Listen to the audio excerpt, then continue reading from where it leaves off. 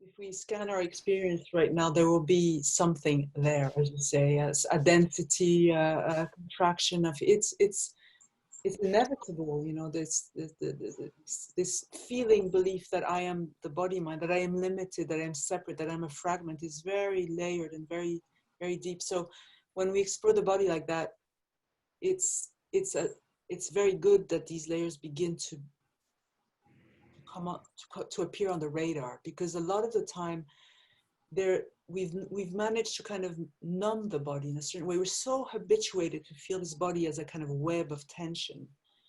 I mean, I'm exaggerating, because a lot of us have practices that alleviate that, but we're very used to be an identity with the body one way or the other, and not so used to begin to become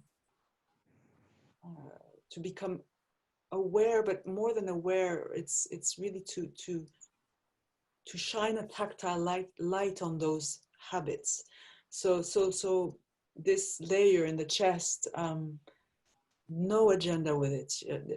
None of this needs to do anything. We don't need to do anything with any of this, except perhaps observe the habit of doing, of wanting to do or undo, the habit of the deep habits we have of engaging and getting busy with our experience, which, because that agenda is the separate self in a way. As soon as there's a little niggle,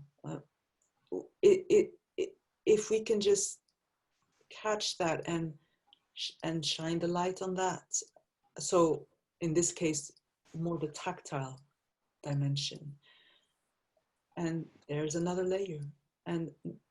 But because we have taken our stand somehow, as best we can, as this openness or presence or consciousness or whatever word you like to use, but not just an intellectual stand, a kind of tactile stand.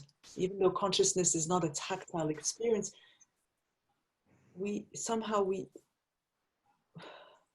there's a tactile evocation of openness. So because of that, it becomes possible to relax the agenda, if I'm making sense. Does that make sense? Because I'd like to say another thing about these layers is,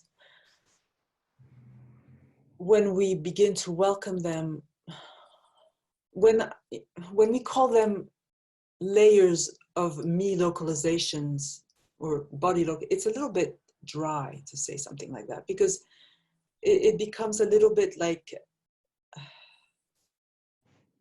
I don't know. So they're useful, those terms, but then also to really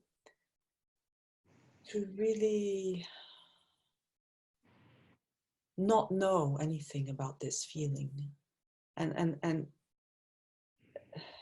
let it really unravel. And because this body, you know, holds a lot of intelligence somehow, whether it's healing intelligence or loving intelligence, or expression or creativity. So this thing in the chest is not just a me localization.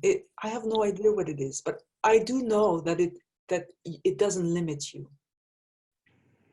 and that it needs to be treated with respect, and somehow given some time.